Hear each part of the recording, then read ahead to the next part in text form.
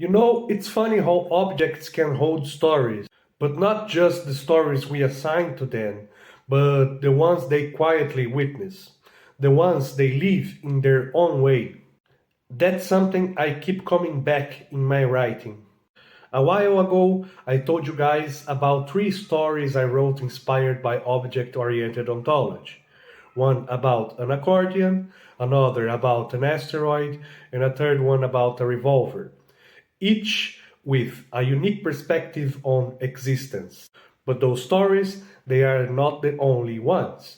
Since then, I wrote more. To be specific, three more stories inspired by object oriented ontology. This means that there are more objects, more perspectives, and more stories. So let's get into them. The first story is called The Lucky Boots. This is a story about a pair of football boots, but not just any boots.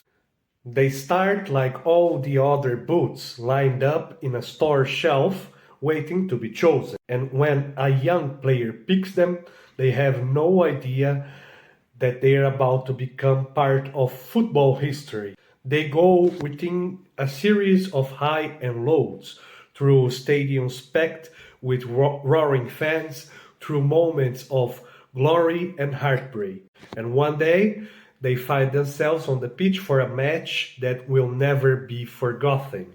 One of those games that change everything.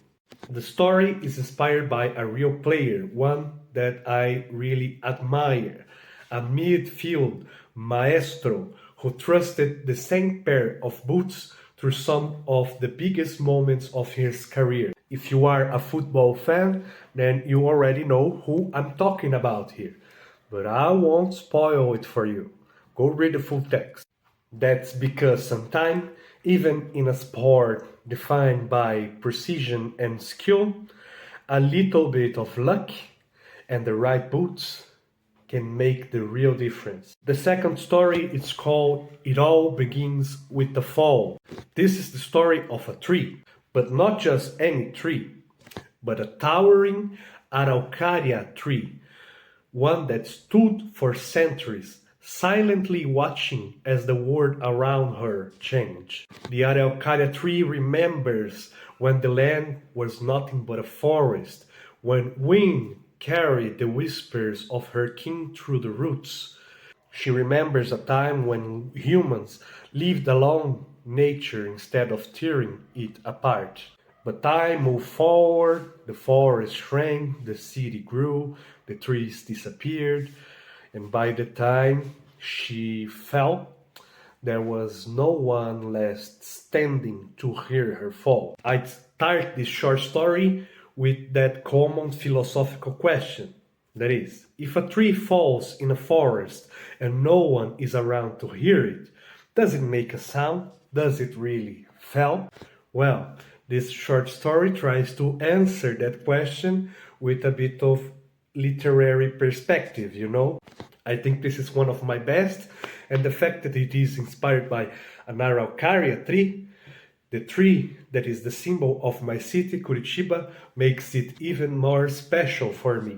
So if you like that idea, please go give it a read. It's free on my blog. I'll leave the link here in the description. Finally, the third story is called Witness of Electricity. This is the story of a light bulb. But it's not the story of a light bulb that thinks and feels like a person, you know, but one that simply is a quiet observer of everything that unfolds beneath its glow and beneath its surrounding. It tells the story of this bulb that for years illuminated a modest hotel room, watching people come and go. In this story, I tried to write something that wasn't cliche, so I steered away from the idea that the lamp would wake up when electricity flowed. Instead, I made the lamp be always aware, you know? I made the lamp had its own metaphysic all the time. And when electricity flows through it, something deeper happens, almost sacred, you know? I try to make electricity feels like a trance, a fleeting connection to something bigger and greater, like a moment of divine clarity before slipping back into silence. And that's precisely why I chose the name Witness of Electricity, because I was trying to do something more close to faith, trying to explore that when a lamp is connected to electricity, it doesn't just glow, it's also connected to something bigger, and it gives it a purpose or something.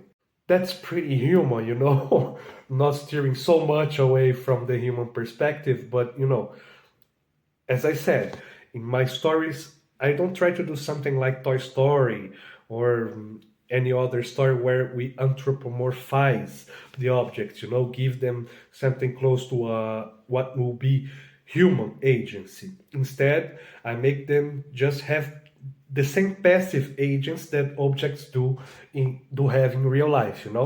These stories aren't just about objects. They are about what it means to exist, to witness, to serve a purpose, whether chosen, imposed, or fleeting. And maybe that's why I keep coming back to this way of telling stories.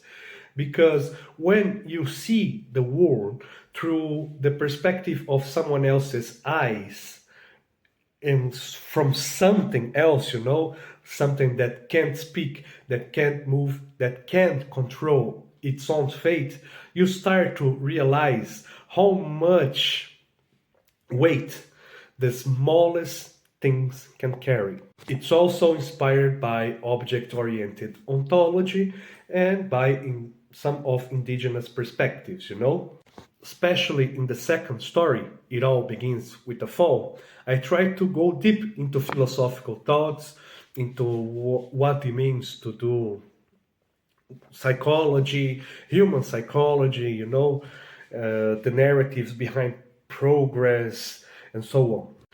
I think that you will enjoy it very much. So, if you are curious about those stories and want to give them a read, note that they are free on my website, The Brazilian Mutt.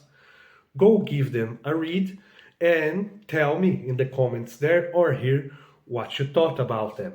As I always say here, I am a writer, I'm trying to create a career as a writer, trying to create a reader's audience, an audience of readers.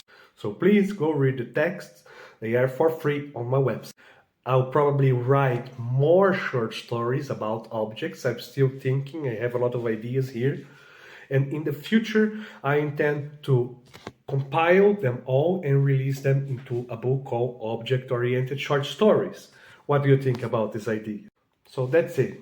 Thank you for watching. Go read the texts, and a final reflection is that every object has a story, and sometimes it just takes the right perspective to hear it. That's it. Thank you for watching. As always, kisses and hugs from your friend in Brazil, and I'll see you next time. Bye.